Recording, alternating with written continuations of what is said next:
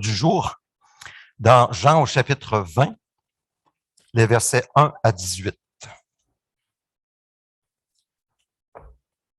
Tu peux venir en avant, s'il vous plaît. Et pour faire honneur à la parole de Dieu, je vous invite à vous lever, s'il vous plaît. Tu peux simplement. Le dimanche, Marie de Magdala se rendit au tombeau de bon matin, alors qu'il faisait encore sombre. Et elle vit que la pierre avait été enlevée de l'entrée du tombeau. Elle courut trouver Simon-Pierre et l'autre disciple que Jésus aimait, et leur dit, « Ils ont enlevé le Seigneur du tombeau, et nous ne savons pas où ils l'ont mis. » Pierre et l'autre disciple sortirent donc et allèrent au tombeau. Ils couraient tous les deux ensemble. Mais l'autre disciple courut plus vite que Pierre et arriva le premier au tombeau. Il se pencha et vit les bandelettes posées par terre. Cependant, il n'entra pas. Simon-Pierre, qui le suivait, arriva et entra dans le tombeau. Il vit les bandelettes posées par terre. Le linge qu'on avait mis sur la tête de Jésus n'était pas avec les bandes, mais enroulé dans un endroit à part. Alors l'autre disciple, qui était arrivé le premier au tombeau, entra aussi. Il vit et il... En effet, il n'avait pas encore compris que, d'après l'Écriture, Jésus devait ressusciter. Ensuite, les disciples repartirent chez eux. Cependant, Marie se tenait dehors, près du tombeau, et pleurait. Tout en pleurant, elle se pencha pour regarder dans le tombeau, et elle vit deux anges habillés de blanc, assis à la place où avait été couché le corps de Jésus, l'un à la tête et l'autre aux pieds. Ils lui dirent, « Femme, pourquoi pleures-tu » Elle leur répondit, « Parce qu'ils ont enlevé mon Seigneur et je ne sais pas où ils l'ont mis. » En disant cela, elle se retourna et vit Jésus. Mais elle ne savait pas que c'était lui. Jésus lui dit, « Femme, pourquoi pleures-tu? Qui cherches-tu? » Pensant que c'était le jardinier, elle lui dit, « Seigneur, si c'est toi qui l'as emporté, dis-moi où tu l'as mis et j'irai le prendre. » Jésus lui dit, « Marie. » Elle se retourna et lui dit en hébreu, « Rabouni », c'est-à-dire maître. Jésus lui dit, « Ne me retiens pas, car je ne suis pas encore monté vers mon Père. Mais va trouver mes frères et dis-leur que je monte vers mon Père et votre Père, vers mon Dieu et votre Dieu. » Marie de Magdala alla annoncer aux disciples qu'elle avait vu le Seigneur qui lui avait dit cela. Amen. Merci. Vous pouvez vous asseoir.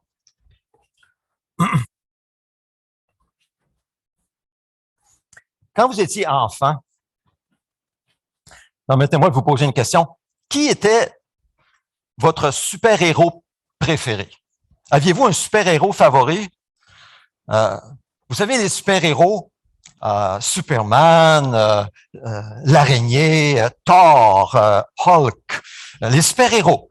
Peut-être que vous avez grandi dans une culture où il n'y avait pas les super-héros américains, mais si vous aviez un téléviseur, peu importe la culture, vous avez probablement vu un film où il y avait de ces super-héros avec des pouvoirs extraordinaires, hors du commun. Et peut-être que vous vous êtes identifié avec un de ces super-héros. Désolé pour ceux qui aimaient Tintin, mais Tintin, ce n'est pas un super-héros, même si pour moi, il était un vrai modèle quand j'étais jeune.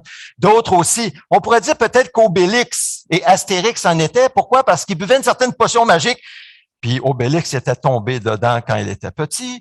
Et puis là, ça leur permettait de battre tous les Romains. Vous vous souvenez de ça? Alors, c'est un genre de super-héros, même si Astérix et Obélix ne sont pas considérés officiellement, selon Wikipédia, comme des super-héros. Bref, mais qui était votre super-héros préféré? Qui était-il?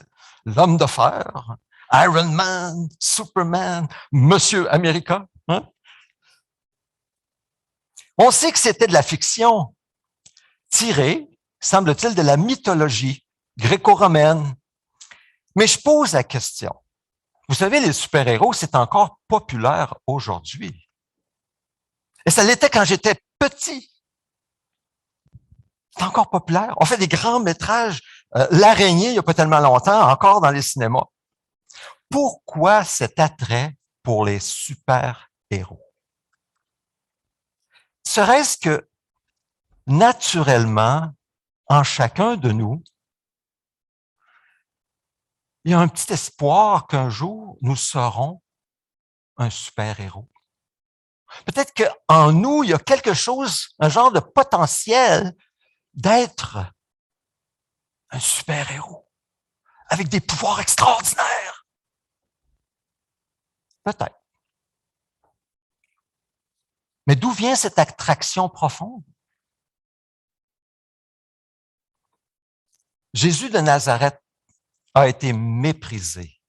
Il a été rejeté jusqu'à être crucifié sur une croix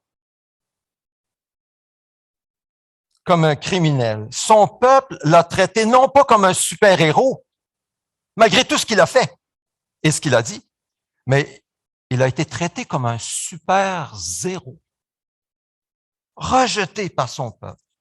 Mais l'Esprit de Dieu l'a ressuscité des morts. Et il a prouvé ainsi qu'il était, permettez-moi la comparaison, le vrai super-héros de l'histoire. Le vrai, pas de la fiction, c'est de la réalité ici.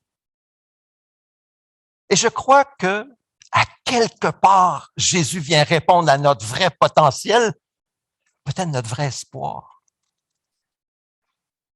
d'être super-héros, d'être transformé. D'être transformé.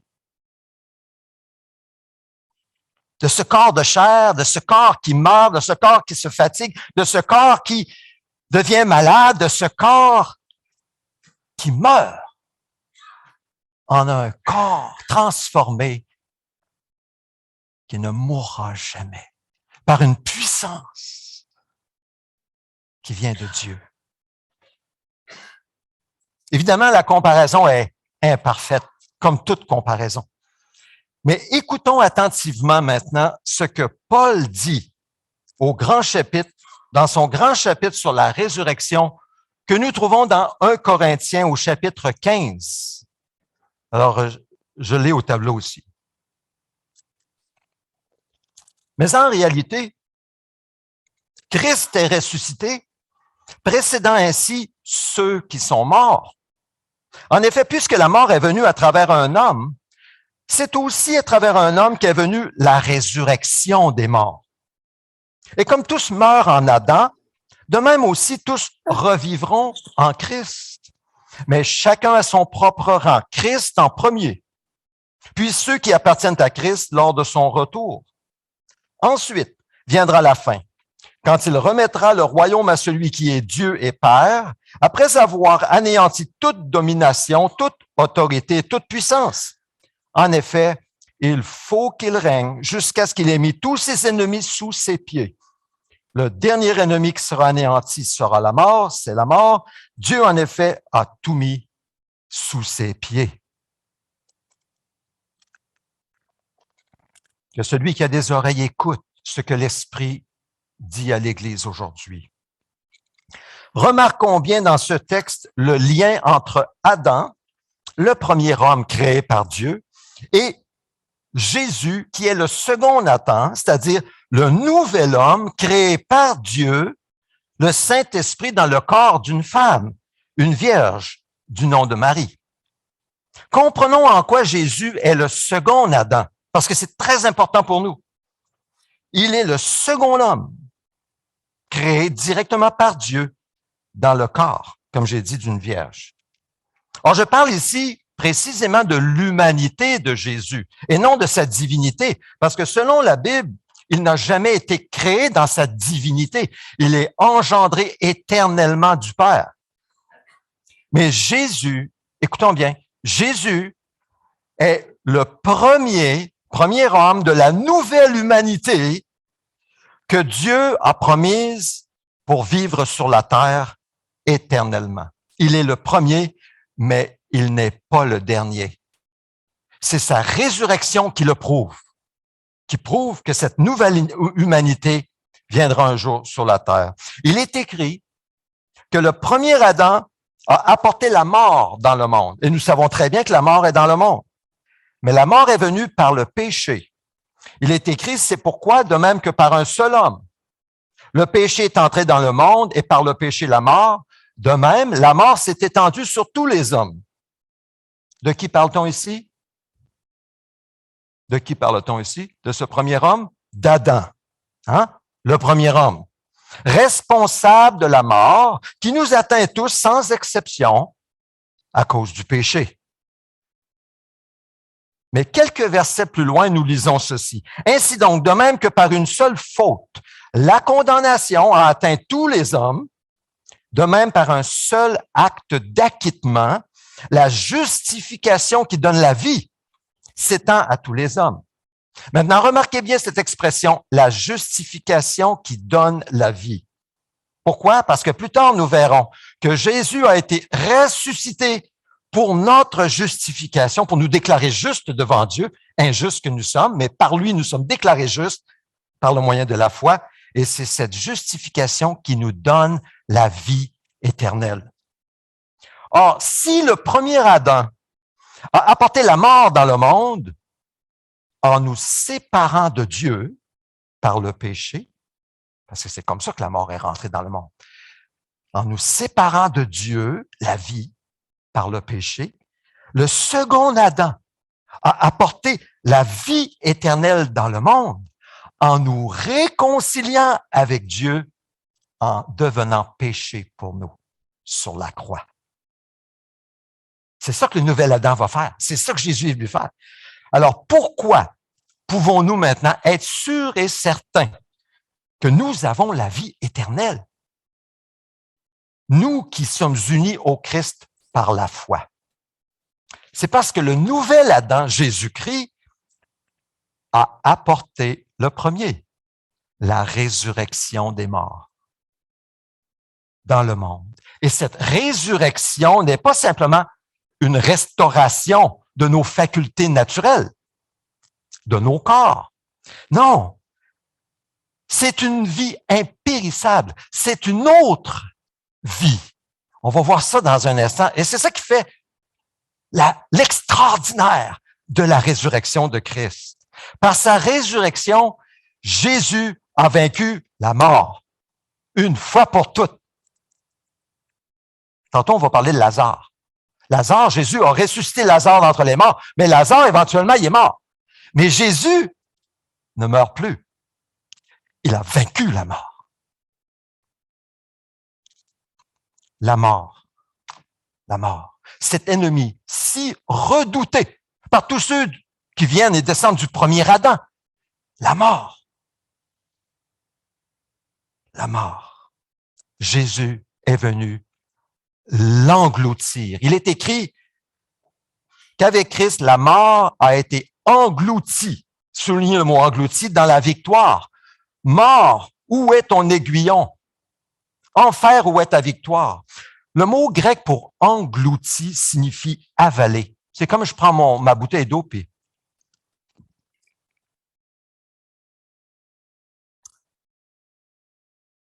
elle est avalée. Jésus a avalé la mort. Elle n'est plus. Puis elle n'est pas pris dans sa gorge. Il l'a avalée. Il a englouti la mort. Pour toujours. En mourant et en ressuscitant, Jésus, notre victorieux, a avalé la mort pour nous. Pour nous, l'avaler, la mort n'est plus. Elle est à jamais engloutie. En conséquence, écoutons bien, si la mort est vraiment engloutie pour nous, nous qui sommes unis à Jésus, comment devrions-nous faire face à la mort? Nous qui sommes en Christ, nous qui vivons pour Dieu, comment faire face à cet ennemi? Est-ce qu'elle doit nous faire paniquer de terreur? Non. Pourquoi? Parce qu'elle a été avalée. Pour toujours.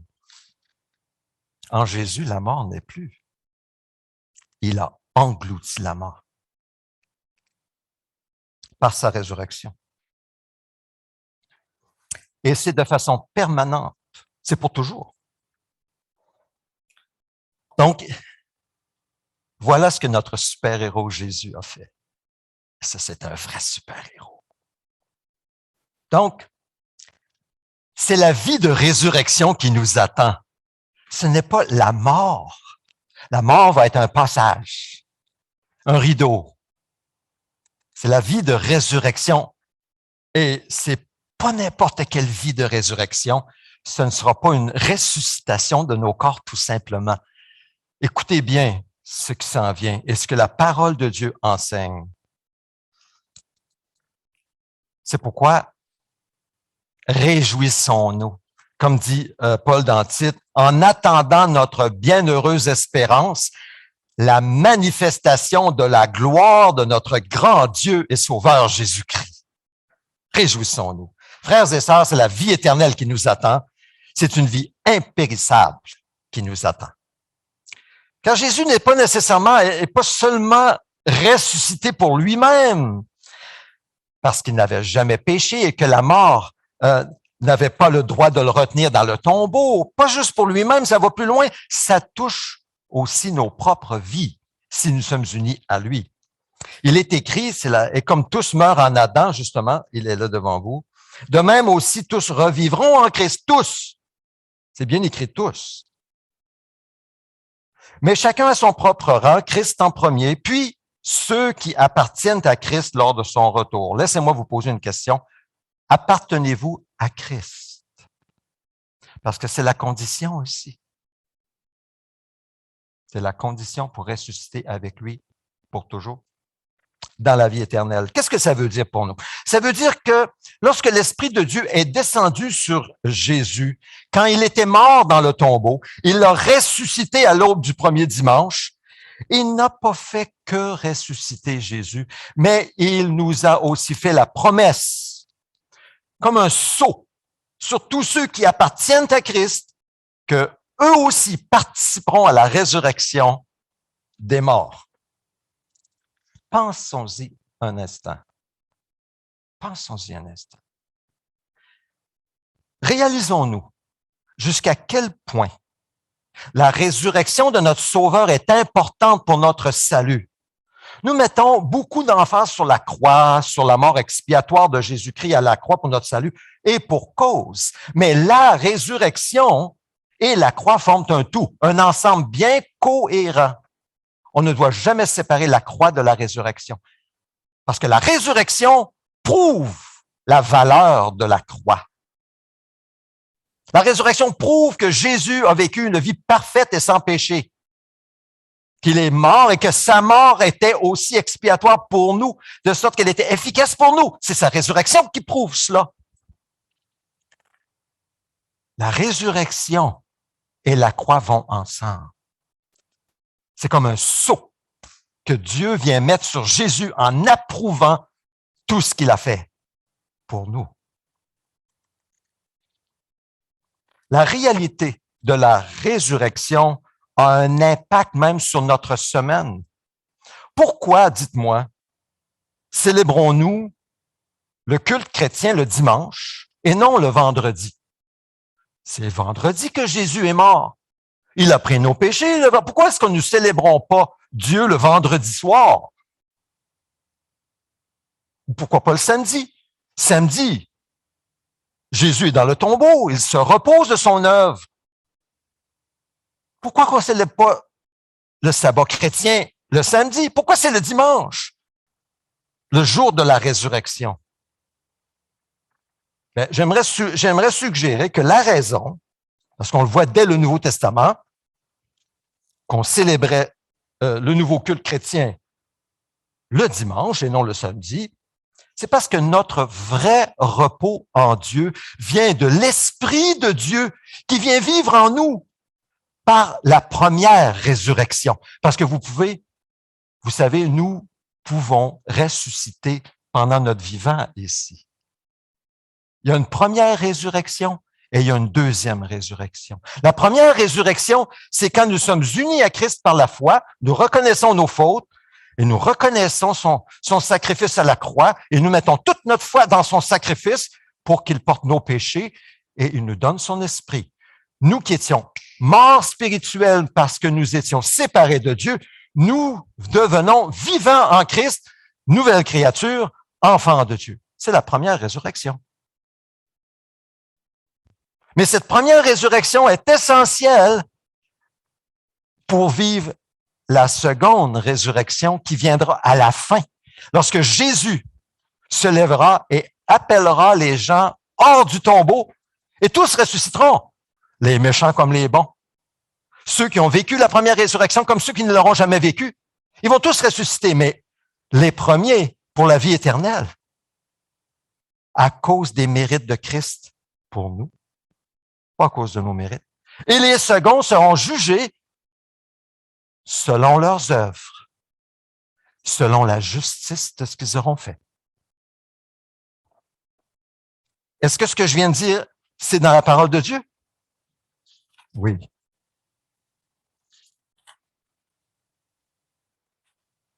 Est-ce que tu peux tourner la prochaine diapositive? La deuxième? Je vais un petit peu plus vite, la troisième. Tu reviendras tantôt. Voilà. J'ai fait un petit peu de... Un petit peu plus loin. En vérité, je vous le dis, dit Jésus, celui qui écoute ma parole et qui croit à celui qui m'a envoyé a la vie éternelle. Il ne vient pas en jugement. Il est passé de la mort à la vie. En vérité, je vous le dis, l'heure vient et elle est déjà là. Ah, ça, c'est la première résurrection. Elle est déjà là. Où les morts entendront la voix du Fils de Dieu et ceux qui l'auront entendu vivront. Ne vous en étonnez pas, dit Jésus, car l'heure vient où tous ceux qui sont dans les tombeaux, ah, ça, c'est la deuxième, parce qu'ils sont dans les tombeaux, entendront sa voix et en sortiront. Ceux qui auront fait le bien ressusciteront pour la vie. Ceux qui auront fait le mal ressusciteront pour le jugement. 2 résurrections dans ce texte. Tu peux revenir un petit peu.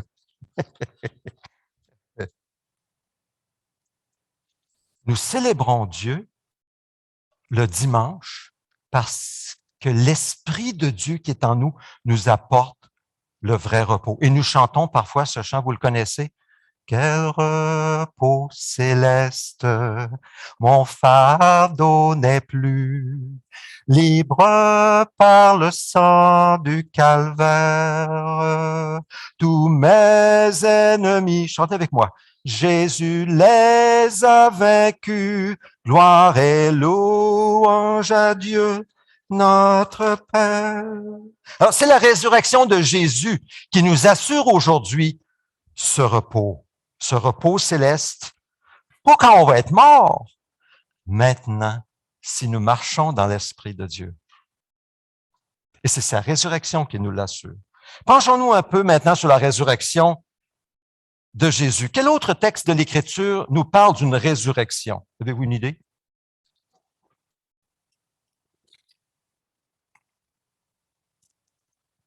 Je vais vous donner un indice, je l'ai dit tantôt.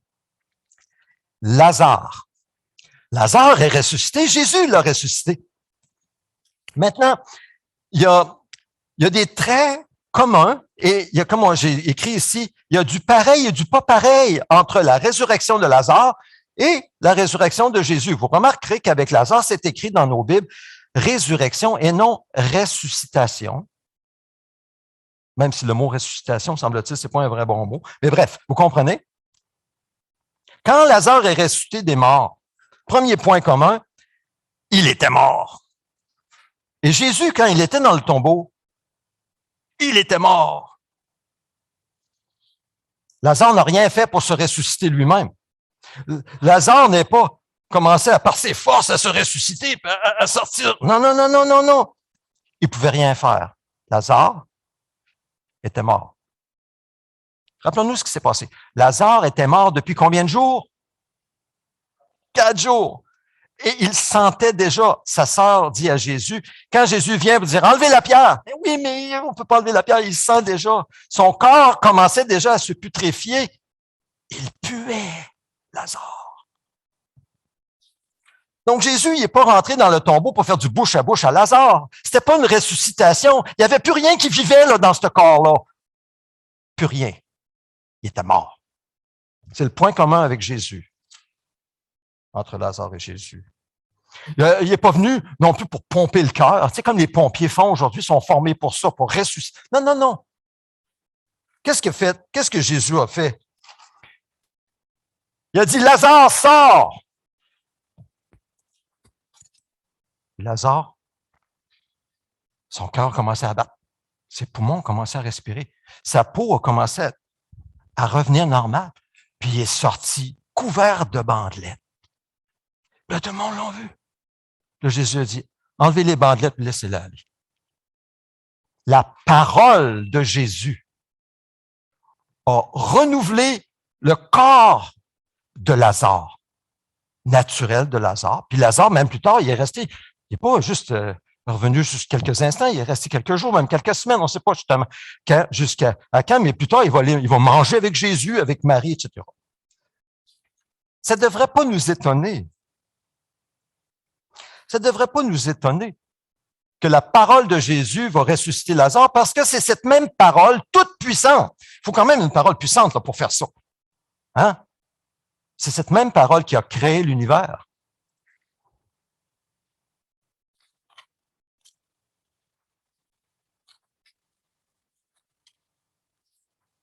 C'est cette même parole. Devons-nous croire que l'univers dans lequel nous sommes, quand on pense à l'infiniment grand, l'infiniment petit, quand on pense que tout est bien uni ensemble, que tout se tient dans l'univers, je parle naturel, devons-nous croire que ça vient parce qu'à un moment donné, des atomes se sont frappés. Puis ça a fait bing bang. Puis là, tout est arrivé. Devons-nous croire cela sans cause première? Moi, je trouve que ça prend beaucoup de foi pour croire ça. Pour ne pas dire crédulité. Il faut être crédule. Non, la Bible nous dit plutôt que au début, au commencement, Dieu parla et par sa voix toute puissante, il a dit que la lumière soit. Et la lumière fut. Jésus a dit, Lazare sort. Le mort est devenu vivant. Et un jour, Jésus va crier notre nom. Selon la Bible, moi, je pense qu'il va crier mon nom parce que c'est un Dieu personnel. Et si nous sommes morts, nous allons sortir. Allons-nous sortir pour le jugement ou allons-nous sortir pour la vie éternelle? Tout dépend si nous avons vécu la première résurrection par la foi en Jésus. Tout dépend de cela. Et si nous marchons avec Dieu et pour Dieu.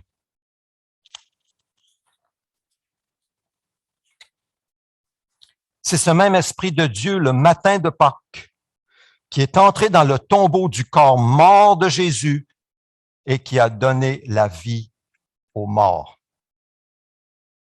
C'est pourquoi lorsque le même Saint-Esprit est descendu sur les disciples le jour de la Pentecôte, le même Saint-Esprit, l'Esprit de Dieu, réuni dans la prière, Pierre s'est levé et qu'est-ce qu'il a dit dans son message? Il a dit ceci, et je cite, « Dieu a brisé les liens de la mort. Il l'a ressuscité parce qu'il n'était pas possible qu'il le retienne. » C'est intéressant.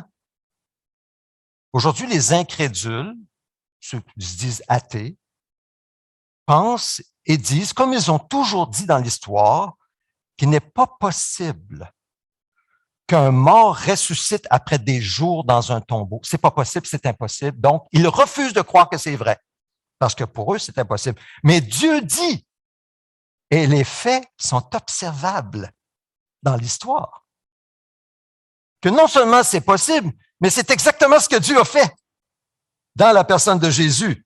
Il n'était pas possible pour la mort de le retenir dans le tombeau. Voyez-vous? Il n'était pas possible pour la mort de le retenir. Pourquoi? Parce que Jésus n'avait jamais péché. Et selon la Bible, la mort vient comme conséquence du péché. Donc, Jésus, c'était pas possible qu'il soit retenu dans le tombeau, dans la mort, parce que Jésus n'avait jamais péché. Quand Jésus est mort sur la croix, il est mort. Alors vous allez me dire, mais pourquoi est-il mort s'il n'avait jamais péché? Ben, il n'était pas criminel comme les deux autres avec lui. Il est mort parce qu'il portait nos péchés. C'est pour nous qu'il est mort. C'est à notre place qu'il est mort.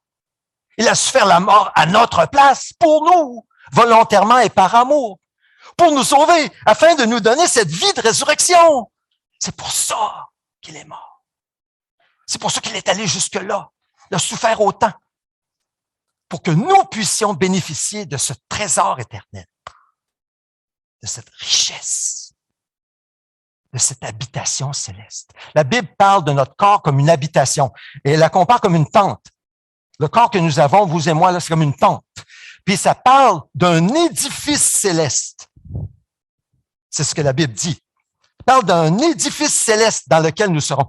Pensez-vous que vous et moi, nous allons être impressionnés par les meubles en or dans notre édifice céleste? Pas du tout. L'édifice céleste, c'est Jésus, c'est son nouveau corps. C'est le corps ressuscité que nous aurons.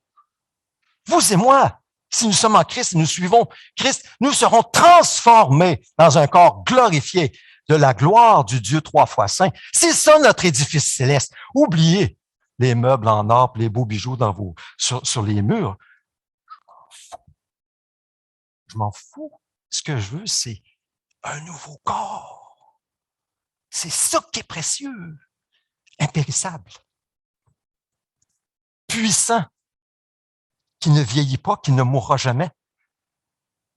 C'est ça qui nous attend à cause de la résurrection des morts. C'est ça qui nous ouvre Jésus par sa résurrection.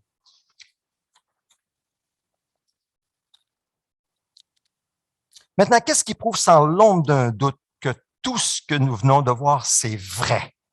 Que c'est pas comme, je sais pas, un conte de fées, des histoires pour les enfants, des histoires religieuses. Qu'est-ce qui prouve que c'est vrai, que c'est réel, que c'est la réalité?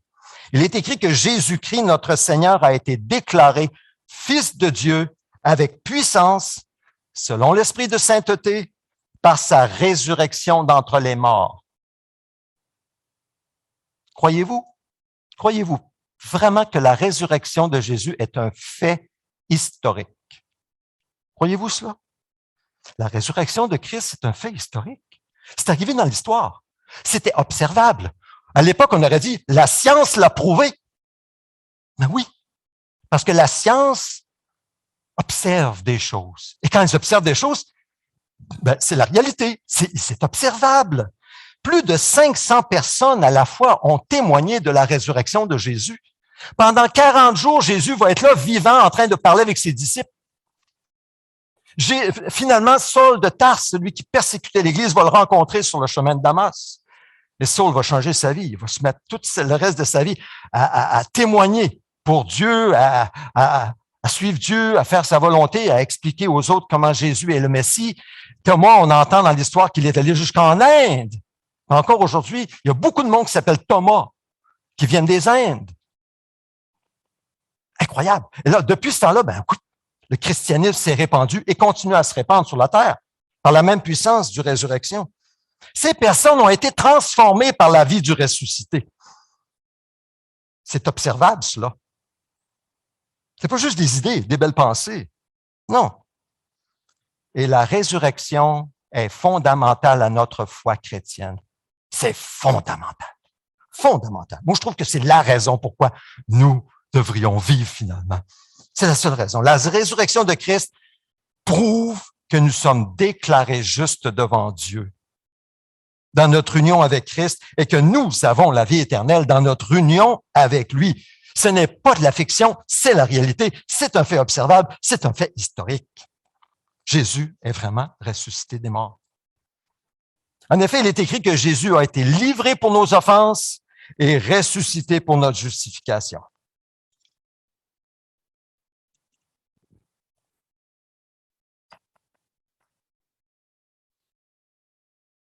C'est un peu curieux parce qu'on pense souvent que c'est la croix qui nous justifie, mais ici, c'est écrit clairement que c'est ressuscité pour notre justification. C'est la résurrection qui le prouve. Il est aussi écrit, c'est la prochaine diapositive, dans 1 Corinthiens 15, C'est aussi le cas pour la résurrection des morts, et je vais terminer avec cela. Le corps est semé corruptible. Il ressuscite incorruptible. Paul parle ici de nos corps humains, semés corruptibles. Quand nous mourrons, notre corps est corruptible et appelé à retourner à la poussière. C'est comme ça. Mais il continue en disant, il est semé méprisable, il ressuscite glorieux. Il est semé faible, il ressuscite plein de force. Il est semé corps naturel, il ressuscite corps spirituel. C'est pourquoi nous comprenons que les femmes sont arrivées avec des aromates le matin. Pourquoi? À cause de ça. Ils voulaient embaumer le corps de Jésus, qui allait pourrir, pensait-elle, dans le tombeau. Maintenant, revenons un peu à Lazare, rapidement. Contrairement à Lazare, Jésus n'est pas revenu exactement dans son corps. Oui, c'était son corps. Les disciples ont pu voir les marques dans ses mains, dans ses pieds, dans son côté. Mets ta main ici, regarde, c'est bien moi. C'était le corps de Jésus, mais en même temps, c'était pas pareil.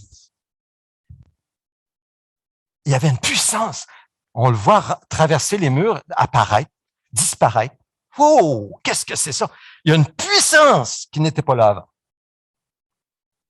Et c'est ça qui nous attend si nous sommes en Christ, frères et sœurs.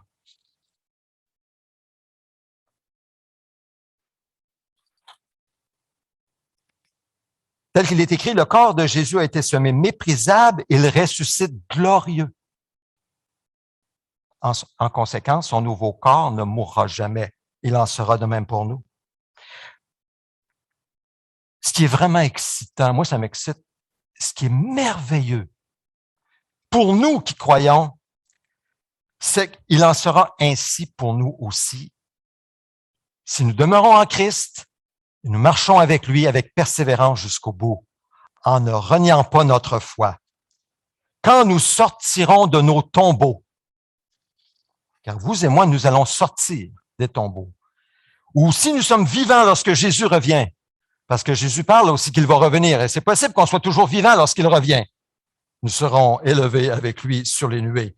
Mais nos corps, si nous sommes en Christ, seront transformés par la puissance infinie de l'Esprit de Dieu qui a créé l'univers, qui a fait sortir Lazare et qui a ressuscité Jésus. Nous serons aussi transformés en celui qui nous habite, de sorte que nous serons revêtus comme un nouveau vêtement, comme quelqu'un qui porte un nouveau vêtement. Nous sommes dans cette tente et nous serons revêtus d'un nouveau corps glorieux qui ne vieillira jamais, qui ne tombera plus jamais en défaillance, qui ne sera plus jamais malade, qui ne mourra plus jamais. Jamais. Voilà l'habitation céleste qui nous attend dans les cieux. Mais on connaît juste une partie. Je ne sais pas trop à quoi ça va ressembler. Mon corps, ton corps glorifié. On ne le sait pas encore, mais on a une idée. Dans la parole, c'est écrit qu'il y a des corps célestes et des corps terrestres. Il y a des corps célestes différents de ceux des corps terrestres. L'éclat d'un corps transformé de Jésus et l'éclat de nos corps transformés par l'Esprit de Jésus qui est en nous sera différent de nos corps, bien que ce sera toujours nos corps. Arrêtons-nous un instant. Imaginons tous les chrétiens, les hommes et les femmes, unis à Christ par la foi, morts et ressuscités avec lui, première résurrection, et qui participent à la seconde résurrection. Imaginons la terre entière d'hommes et de femmes glorifiés de cette gloire de Jésus. Imaginons. Avez-vous hâte? Non? Moi, j'ai hâte. Oui, je sais que tu as dit oui. Hey! Ça vient mettre un peu de relativité sur tous nos problèmes ici-bas. Avez-vous remarqué? Même toutes nos passions et nos désirs dans ce monde qui passe, ça vient mettre les pendules à l'heure. Les choses qu'on vit ici-bas, nos malheurs comme nos bonheurs, ici-bas, là, ça va passer. Mais ce qui s'en vient ne passera jamais. Jamais.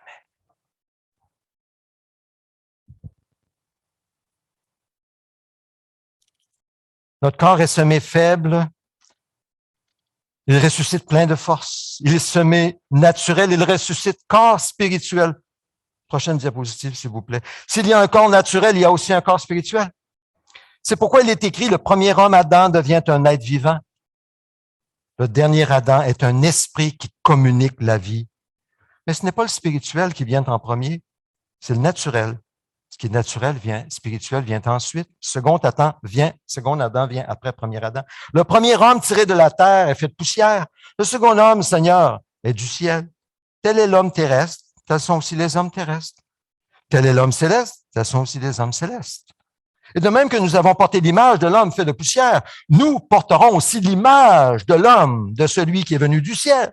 La puissance de l'œuvre de Christ sur la croix et la résurrection, c'est qu'en cette œuvre, Christ crée une nouvelle humanité qui vivra pour toujours sur la terre. Il restaure l'image originale de Dieu parce qu'il a vaincu le péché sur la croix.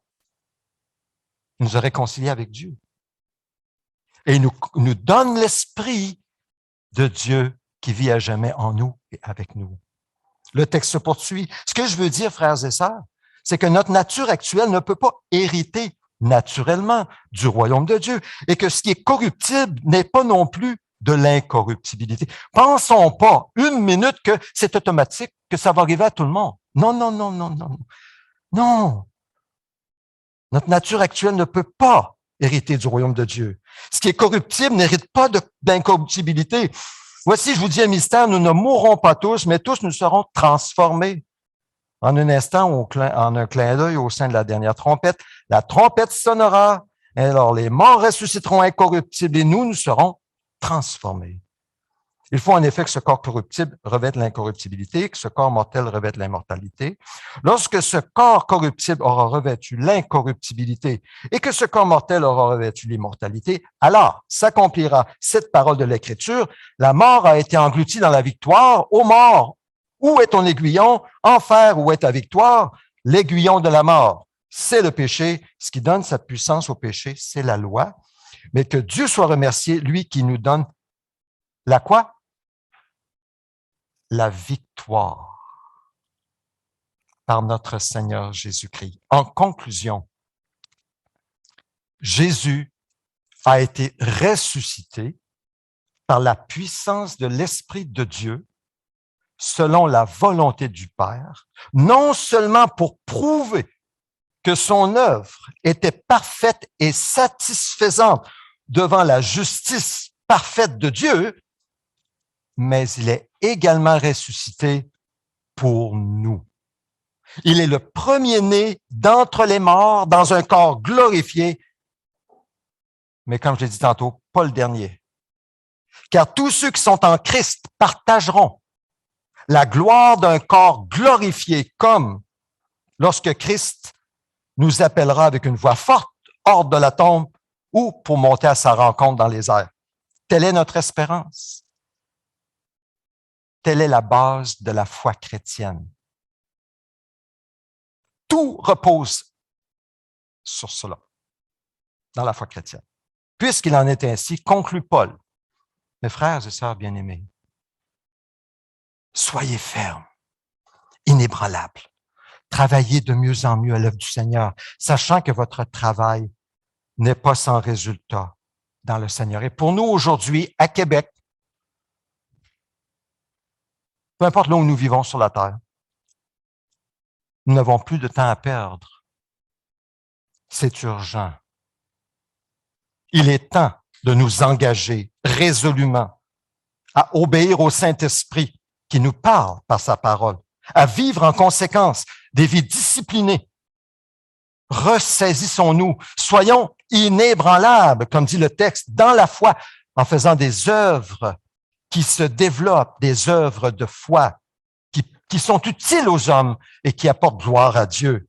Gardons nos yeux sur Jésus qui est assis à la droite de Dieu et qui est prêt à descendre pour régner sur la terre.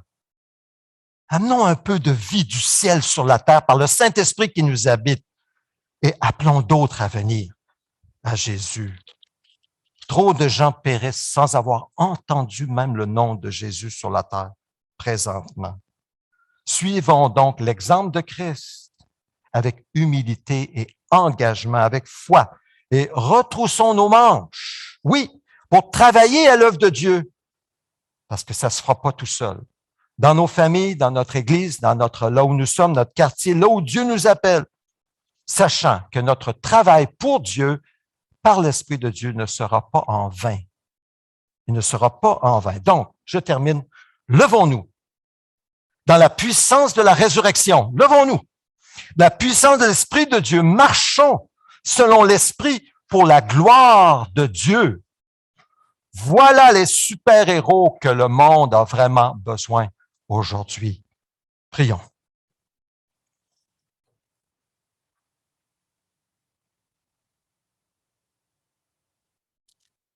Seigneur, nous te bénissons, nous te louons pour ta résurrection. Cette œuvre capitale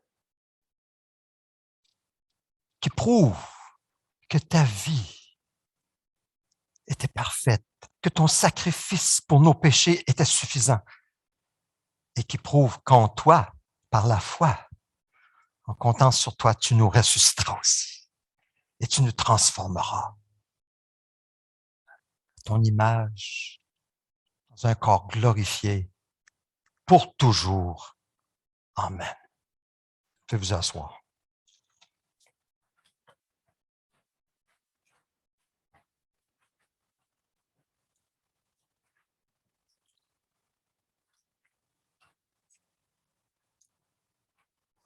Nous allons partager maintenant le repas de communion.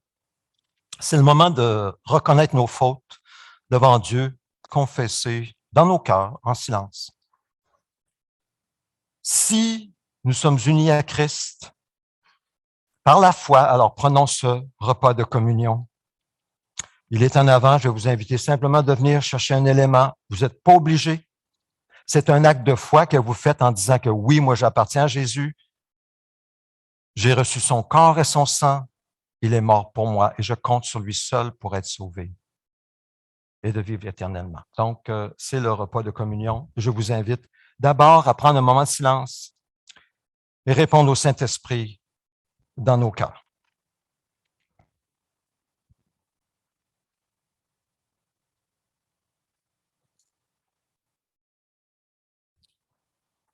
Quand vous êtes prêts, vous pouvez venir chercher l'élément.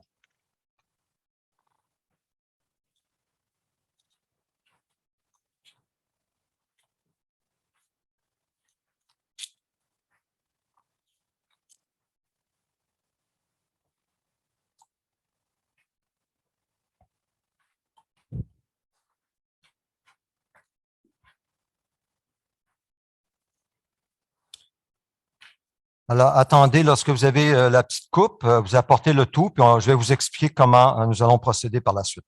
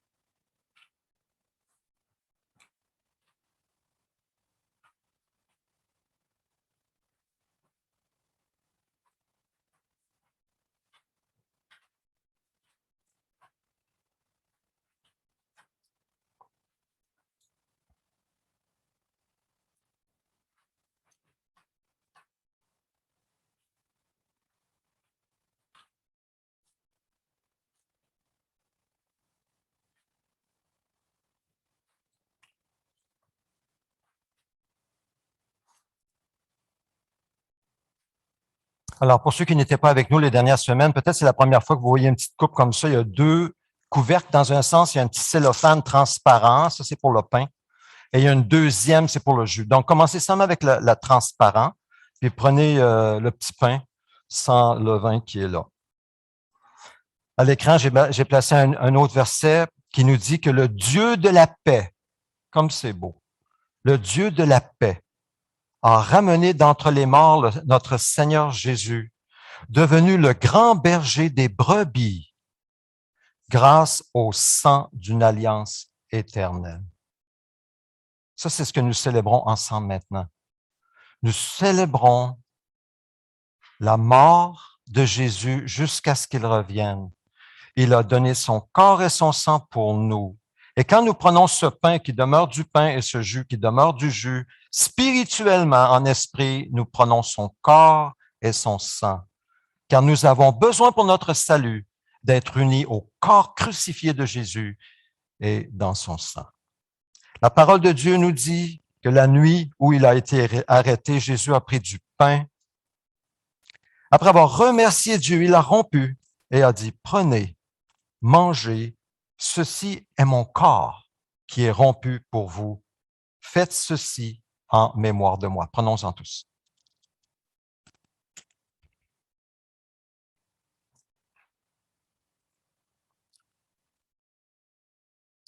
Seigneur Jésus, vivant et présent parmi nous, merci pour ton corps. Tu es allé jusque-là. Toi, Dieu fait homme. En tant qu'homme, tu as donné ton corps pour être crucifié par des pécheurs comme nous qui ne savaient pas ce qu'ils faisaient. Et tu as accepté, tu n'as pas dit un mot, parce que tu portais notre péché, ce qui était la volonté de ton Père. Seigneur Jésus, de tout cœur, nous te disons merci. Merci. Ensuite, nous ouvrons la deuxième petite couverture. Faites attention, ça peut être assez difficile. Et quand vous l'aurez prise, il y a des petites ouvertures devant vous dans les bancs. Alors Jésus, ensuite, il a pris la coupe et il a dit, cette coupe est la nouvelle alliance en mon sang. Faites ceci en souvenir de moi toutes les fois que vous en boirez. Et ici, le verset dit, le sang d'une alliance éternelle. C'est pas passager, là. C'est éternel. Prenons-en tous en mémoire de Jésus. Seigneur Jésus, en prenant ce repas, nous déclarons notre foi, nous la confessons publiquement. Et comme c'est bon de savoir que tu es devenu notre grand berger et que même à travers la mort ou à travers tout ce qu'on va vivre dans l'avenir, tu seras là, toujours avec nous. Et tu as scellé cette relation avec nous et tu tiendras toujours tes promesses car tu es toujours fidèle. À toi toute la gloire au nom de Jésus. Amen. Alors, vous pouvez mettre les petites coupes devant vous et les petites ouvertures, puis on va ramasser ça pour vous. Prochaine diapositive, je vous invite à vous lever. Nous allons prier ensemble notre Père. Notre Père céleste, que la sainteté de ton nom soit respectée, que ton règne vienne, que ta volonté soit faite sur la terre comme au ciel. Donne-nous aujourd'hui notre pain quotidien. Pardonne-nous nos offenses, comme nous aussi nous pardonnons à ceux qui nous ont offensés. Ne nous expose pas à la tentation, mais délivre-nous du mal et du malin. Car c'est à toi qu'appartiennent dans tous les siècles le règne, la puissance et la gloire. Amen. Et la prochaine, c'est notre vision en tant qu'Église locale, entre corps ici. Ô Dieu, nous te désirons de tout notre cœur. Fais de nous une Église interculturelle, renouvelée et en santé. Viens, transforme-nous de sorte que nous devenions des disciples centrés sur Christ, dynamisés par l'Esprit, axés sur la mission et capables de nous multiplier partout. Suivons Jésus avec passion, un pas à la fois. Prions, allons, soutenons et faisons des disciples de toutes les nations. Je vais demander à Pierre si tu veux bien prier pour les dîmes et les offrandes. Maintenant, si tu veux bien.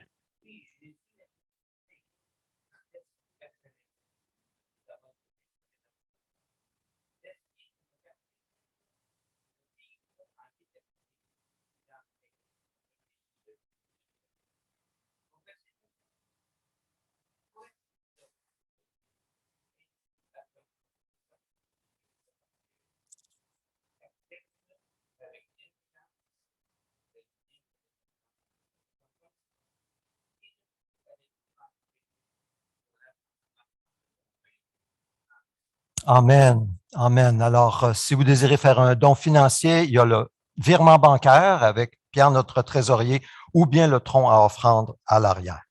Alors, veuillez vous asseoir. Les annonces, quelques annonces rapidement avant de terminer. Lorsque tout sera terminé, vous pouvez descendre en bas et partager, vous pouvez quitter, c'est comme vous voulez. Ceux qui désirent de la prière, vous pouvez rester en haut ici, je vais prier avec vous si vous le désirez. Donc, c'est l'offre que je vous fais. Alors, Forum des évangélistes, pour ceux qui veulent apprendre comment partager leur foi, aujourd'hui, dans la société dans laquelle nous sommes, c'est vendredi et samedi prochain. Si vous voulez plus de détails, vous pouvez venir me voir. Il y a aussi des petites informations, des petits feuillets d'informations en bas au sous-sol. Prochaine diapositive. Réunion de prière mercredi soir. Si vous pouvez vous joindre à nous, vous êtes les bienvenus. C'est par Zoom. Sinon, vous pouvez aussi me communiquer une requête de prière en tout temps. Le jeudi soir, c'est l'étude biblique. Et cette semaine, Jacques chapitre 5, c'est le chapitre que nous allons étudier dans la parole. Prenez note pour les hommes que nous allons voir le livre sur l'adoration lors de notre prochain samedi partage. Si vous n'avez pas encore votre livre, venez me voir tout à l'heure. Et la dernière diapositive, c'est la bénédiction. Je vous invite à vous lever. Recevons la bénédiction du Dieu qui a ressuscité Jésus d'entre les morts et qui promet de nous ressusciter avec lui. Au nom de Jésus, il est écrit que le Dieu de la paix a ramené d'entre les morts notre Seigneur Jésus, devenu le grand berger des brebis grâce au sang d'une alliance éternelle, qu'il vous rende capable de toute bonne œuvre pour l'accomplissement de sa volonté, qu'il fasse en vous ce qui lui est agréable par Jésus-Christ, à qui soit la gloire au siècle des siècles. Amen. Amen. Bonne fin de journée. Joyeuse Pâques.